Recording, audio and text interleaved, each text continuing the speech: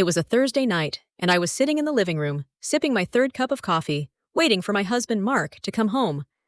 He was always late, running his import-export business, or so I thought. I'd become accustomed to his erratic hours, the cryptic phone calls, and the odd bruises he'd dismiss with a vague explanation. I never pushed him. I trusted him. But that night, something felt different.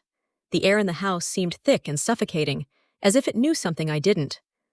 As the clock ticked past midnight, anxiety twisted in my chest. Just as I was about to call him, the front door creaked open. Mark stumbled in, his face pale and his shirt drenched in blood. I froze, my heart pounding. His eyes, once so familiar, were clouded with fear. He collapsed onto the couch, his hands shaking uncontrollably. The sight of him, disheveled and terrified, was both surreal and terrifying. My mind raced, trying to make sense of what I was seeing. He wasn't hurt, but his clothes were soaked in someone else's blood. The realization hit me like a punch to the gut.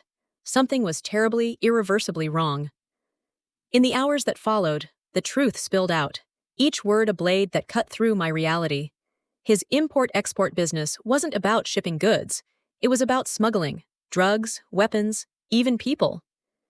He had become entangled in a web of trafficking and money laundering, working with dangerous people who viewed human life as expendable currency.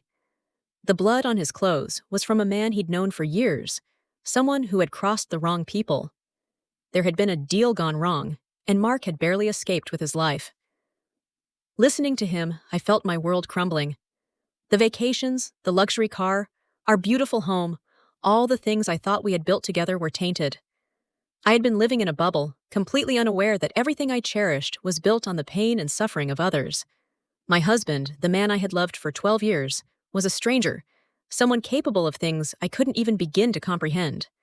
For days I walked around in a daze, my mind reeling with disbelief and horror. I couldn't sleep, couldn't eat. My thoughts were consumed with fear and confusion. I thought about going to the police, but then I imagined the consequences. The people he was involved with wouldn't just come for him. They would come for me, for our children, for anyone he'd ever cared about. I felt trapped, paralyzed by a fear that was both foreign and overwhelming. How could I have been so blind? How had I missed the signs, the late nights, the unexplained absences, the tension that had crept into our lives like a shadow? I had trusted him, loved him, built a life with him, and now I was left to pick up the pieces of a shattered reality.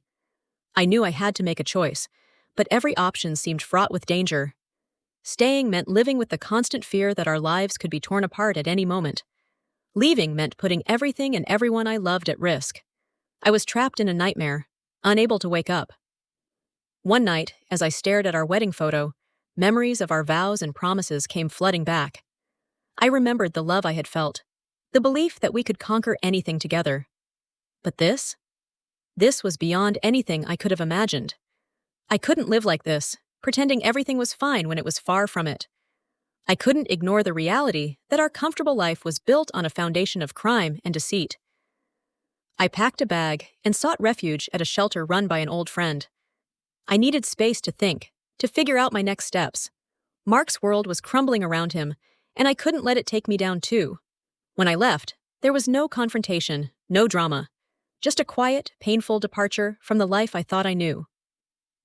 A week later, the news broke. Mark had been found dead, his car submerged in the river. The official report called it an accident, but I knew better.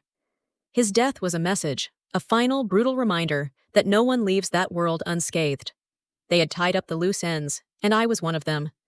I relocated across the country, changed my name, and started over. But the guilt, the fear, they followed me like shadows. Every time I closed my eyes, I saw his face, heard his voice. I couldn't escape the thought that I had abandoned him in his darkest hour, even if he had become someone I didn't recognize. In the end, I realized that trust isn't about knowing everything about someone. It's about choosing to believe in the goodness of the people we love, even when we're faced with their darkest secrets. But there's a fine line between faith and denial. If you ignore the cracks long enough, the whole structure will eventually collapse, and you'll be left sifting through the rubble of your own life. So, pay attention to what lies beneath the surface, but don't let it consume you. Sometimes the most courageous thing you can do is to acknowledge that the person you love is not the person you thought they were, and to walk away, Not because you're afraid, but because you finally understand that love should never be blind to the truth.